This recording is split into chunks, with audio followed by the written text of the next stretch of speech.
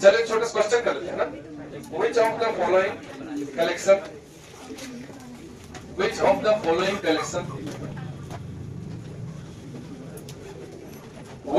following collection is या फिर are set, इनमें से कौन सा कलेक्शन सेट है? ठीक है, इनमें से कौन सा कलेक्शन सेट है? पहला कलेक्शन ऑफ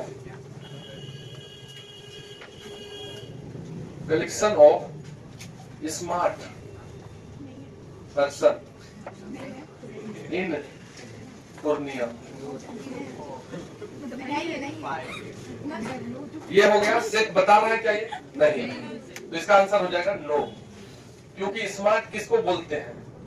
किसी के हिसाब से वो छपड़ी स्मार्ट है और किसी को कोई और कुछ भी स्मार्ट लग सकता है कि नहीं? Collection of all factor of 30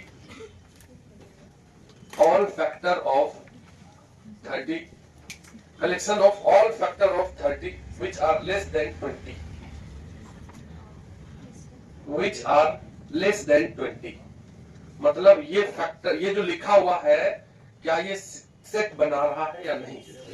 तो इसमें तो कोई भी आदमी एक के बात बोलेगा 30 का फैक्टर लिखना है हमको, तो 30 का फैक्टर लिखना है तो 1 होगा, जो 30 को काटेगा डिवाइड कर देगा वही फैक्टर कहलाता है।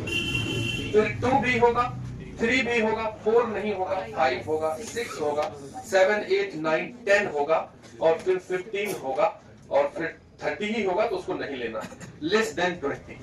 ठीक है, 30 का वो फैक्टर लेना है जो 20 से कम हो। तो और दूसरा बच्चा थोड़ी ना दूसरा नंबर बताएगा, सबको यही बताना पड़ेगा। अगर दूसरा आंसर पॉसिबल होता तो फिर सेट नहीं बनता।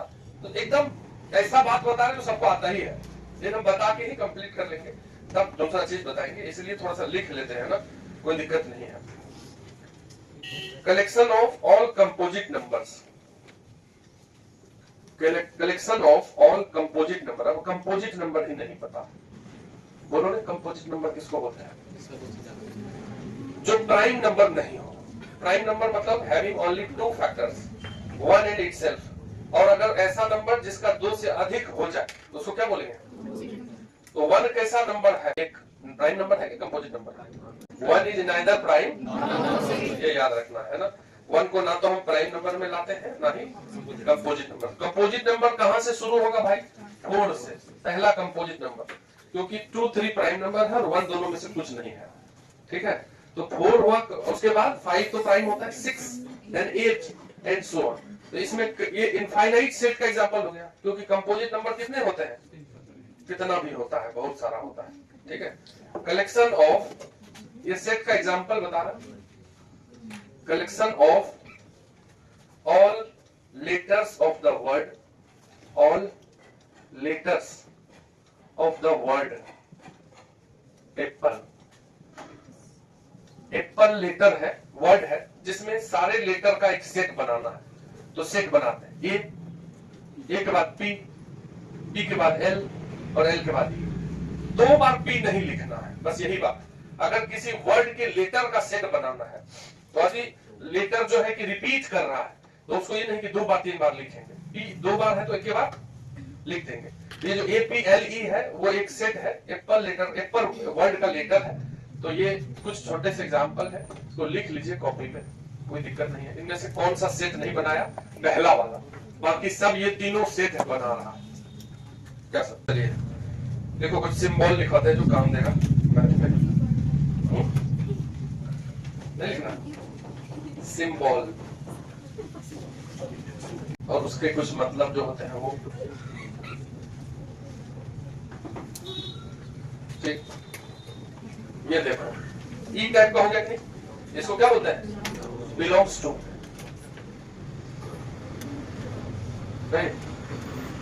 समझिए लोग, बिलोंग्स टू मतलब क्या होता है? हाथी पढ़ के आया है कैसे? जैसे मान लो कि तुम है ऋतिक, इस क्लास में बैठा है, पढ़ रहे हैं, तो हम ये लिख सकते हैं ऋतिक बिलोंग्स टू जीविका। इसका मतलब हम इस क्लासरूम से, कोचिंग से बिलोंग करते हैं। और इसका एक दोस्त है सूरज, वो नहीं पढ़ता है, मतलब पैसा तो दिया था लेकिन नहीं पढ़ता है, तो खाली पैसा देने से नहीं होगा। सूरज पे है, सूरज भी है, लेकिन वो वाला सूरज, दुबड़ा वाला सूरज, उसको लिखेंगे ऐसे और जी विजन। इसका मतलब हुआ Suraj does not belongs to G vision. समझेंगे बात?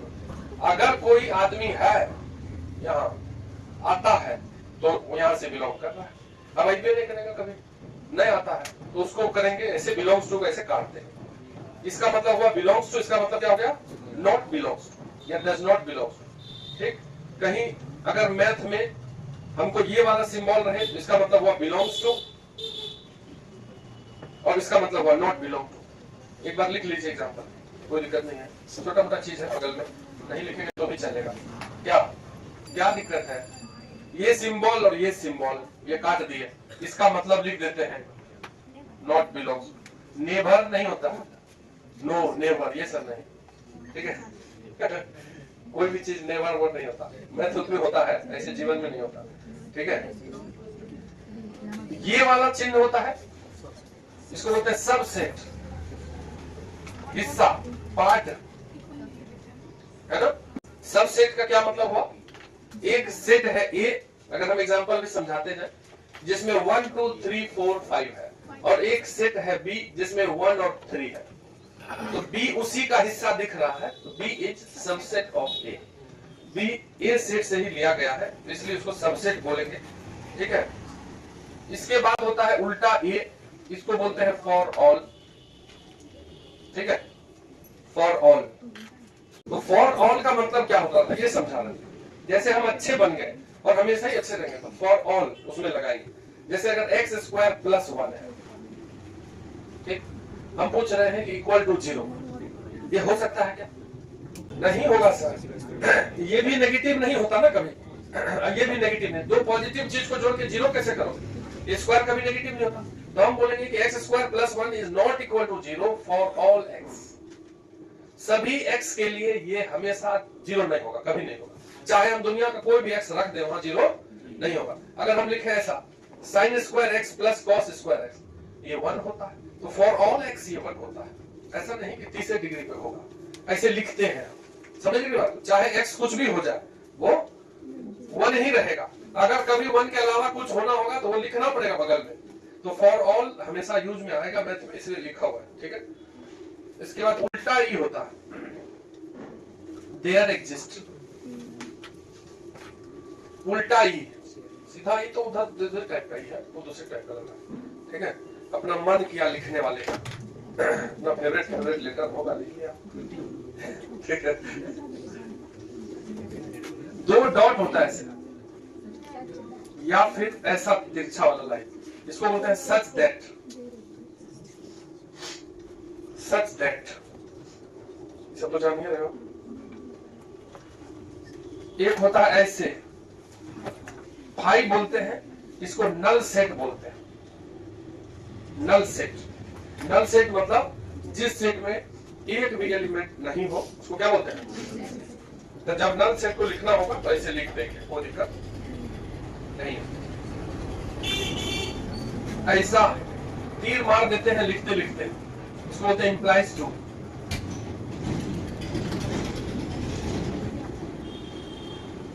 ठीक है, हर जगह बच्चा लोग 9th 10th में भी ये चिन्ह का यूज करते रहते हैं ना। जैसे मान लो कोई क्वेश्चन बनाते हैं, पहला स्टेप फिर दूसरा स्टेप, तो तुम देखोगे बच्चा से ही आदत हो जाता है बच्चों को ऐसे ऐसे चिन्ह मारते रहते हैं। गलत है, नहीं। इक्वल टू की जगह ये नहीं लगाना है, जैसे एक स्टेप किया फिर इक्वल टू फिर इक्वल टू, अगर 2 इक्वल टू लगाना होता है तब लगा देते हैं, ठीक है? तो ध्यान रखना है इक्वल टू के बदले ये वाला तीर नहीं लगाना है। और दोनों तरफ यदि एरो हो ऐसा, इसको क्या बोलते हैं? If and only if. If and only if, ठीक है? इसको हम ऐसे भी बोलते हैं IFF, if and only if. दोनों तरफ तीर लगा हुआ है, if and only if. Set को कैसे लिखते हैं, डेफिनेशन हुआ, कैसे रिप्रेजेंट करते हैं, रिप्रेजेंटेशन ऑफ सेट।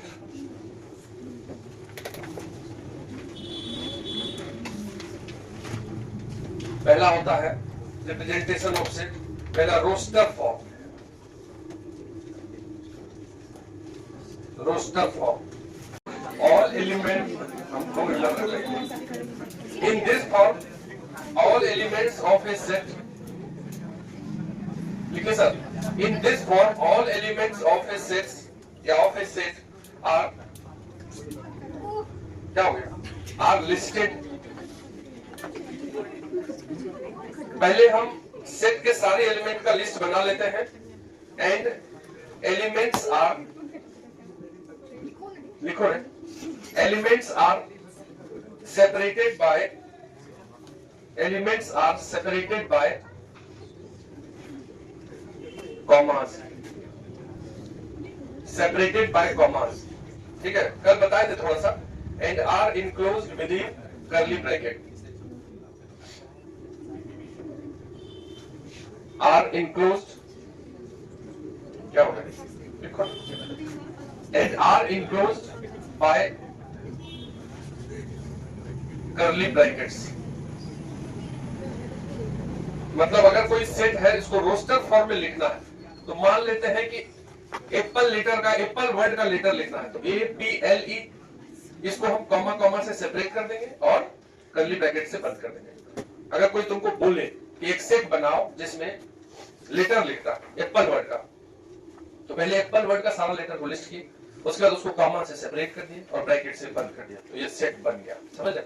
तो roster form in the sense इस फॉर्म में लिखा रहना, इस फॉर्म में एलिमेंट कॉमा दूसरा एलिमेंट कॉमा तीसरा, जितना एलिमेंट है सबको कॉमा के साथ लिख करके किससे बंद कर देंगे, कर्ली ब्रैकेट। ये रोस्टर फॉर्म होता है और ये इजी फॉर्म है, ये सब लिख सकते हैं कभी भी अगर लिखने के लिए बोला जाए तो।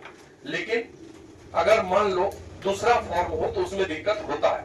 जैसे मान लीजिए कि हम लिख देते हैं यहाँ पे 1 4 9 16 25, ये रोस्टर फॉर्म है कि नहीं, रोस्टर फॉर्म। लेकिन अगर इसका तुमको बोलेंगे कि बताओ ये क्या लिखा हो, तो क्या बोलोगे?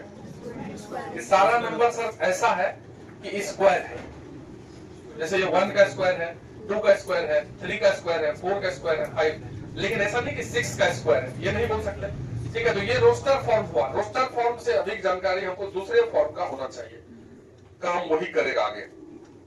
जैसे फंक्शन है, रिलेशन पढ़ेंगे अभी 12th क्लास में, तो उसमें रोस्टर फॉर्म का जरूरी बहुत है। वो इस क्वेश्चन एक क्वेश्चन इसी फॉर्म में लिखा रहेगा, उसको फिर कनेक्ट करना पड़ेगा तुमको। अभी जैसे बता रहे हैं तो तुमको हाल में ही काम देगा। रोस्टर फॉर्म लिख लिया, लिख लिया। नेक्स्ट होता है set builder form. Set builder या फिर प्रॉपर्टी फॉर्म, सेट बिल्डर या फिर प्रॉपर्टी फॉर्म।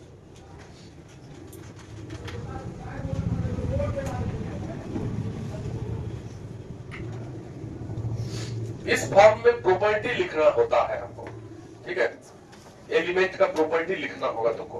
तो लिख लो, in this form all the element of a set, all elements of a set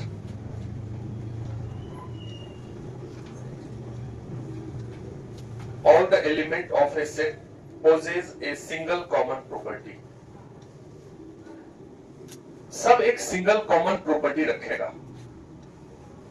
जैसे हम बोल दिए कि 10th के बाद जिसको भी 60% से ज्यादा है उसे पढ़ाएंगे, तो बच्चा बैठाएंगे मार्कशीट पे, तो सब बच्चा एक कॉमन प्रॉपर्टी पॉजेस कर रहा है कि नहीं, क्या तो 60 प्लस है, 59 नहीं है, ठीक है। तो एक कॉमन प्रॉपर्टी रखेगा। इस सेट बिल्डर फॉर्म में हमको उस कॉमन प्रॉपर्टी को लिखना पड़ेगा। लिखेंगे कैसे? जैसे मान लो यही सेट है, ये वाला सेट है 1 4 9 16 25। अब इसको हमको, ये रोस्टर फॉर्म हो गया, इसको लिखना है। तो हम बोलेंगे ये एक सेट है जिसमें कि नंबर, जो भी नंबर है वो किसी ना किसी का स्क्वायर है, स्क्वायर फॉर्म में लिखा। बस इसके बगल में इसका प्रॉपर्टी लिखना पड़ेगा। तो हम बोलेंगे सच दैट, इसको बोलेंगे सच दैट ये जो x है ये नेचुरल नंबर है, एंड नेचुरल सब नेचुरल नहीं है, 5 तक ही है, तो लेस देन 6 लिख देते हैं या लेस देन इक्वल टू 5 लिख देते हैं। समझे कि नहीं? तो ये दोनों एक ही सेट है, ऊपर वाला और नीचे वाला एक ही सेट। ये प्रॉपर्टी फॉर्म है क्योंकि इसमें हम ये लिख देते हैं कि ए सेट में जो नंबर है वो स्क्वायर फॉर्म में है, लेकिन वो नंबर क्या है वो नंबर नेचुरल है, वो 5 तक ही है, 6 से कम है तो 6 से कम लिख दिया। तो अगर ऐसा करके लिखा हो, इसको सच दैट बोलते हैं, ठीक है, तो ये हो जाएगा तुमको, जैसे कॉम्प्लेक्स नंबर ही पढ़े तो, ठीक है। कोई बोले कि ए एक ऐसा सेट है जिसमें कि मान लेते हैं कि कोई थीटा है, ठीक है, और यहां लिख देते हैं सच दैट, जो पढ़े हैं उसको समझ में आएगा, ठीक है। ए में एंगल भरा हुआ है, वही एंगल भरा हुआ है such that z is equal to 1 minus i sine theta, ये 1 minus i sine theta complex number है, इज प्योरली रियल। बात समझे? अब जो कॉम्प्लेक्स नंबर पढ़ा है वो इसको समझ सकता कि ए एक सेट है, उसमें वो एंगल रखना है जो कि इस प्रॉपर्टी को फुलफिल करे। बगल में उसका प्रॉपर्टी क्या है कि ये जो कॉम्प्लेक्स नंबर है ये रियल होना चाहिए, तो साइन थीटा को 0 होना पड़ेगा कि नहीं? तो किस थीटा के लिए साइन थीटा 0 होता है? अगर हम थीटा की जगह 0 रखें तो ये पार्ट ही उड़ जाएगा कि नहीं आई साइन थीटा, तो केवल 1 बचेगा, तो प्योरली रियल कहलाएगा। अगर 180 रख देंगे थीटा की जगह, साइन 180 में 0 होता है, फिर ये उड़ जाएगा कि नहीं? फिर ये मतलब हमारा जो ये सेट है ऐसा बनेगा। थीटा की जगह सर रख सकते हैं आप 0 डिग्री, 180 डिग्री, 360 डिग्री, इस प्रकार से रखते जाइए 180 का मल्टीपल, सब ये वाला पार्ट 0 होते जाएगा और z 1 केवल बचेगा। बात समझने का? तो इसको पढ़ने आएगा तब ना हम तोड़ सकते हैं। तो सेट बिल्डर फॉर्म को पढ़ने आना चाहिए, यही काम देगा निश्चित रूप से। 12th क्लास में यही वाला प्रॉपर्टी दिखेगा, केवल लिख लीजिए क्या मन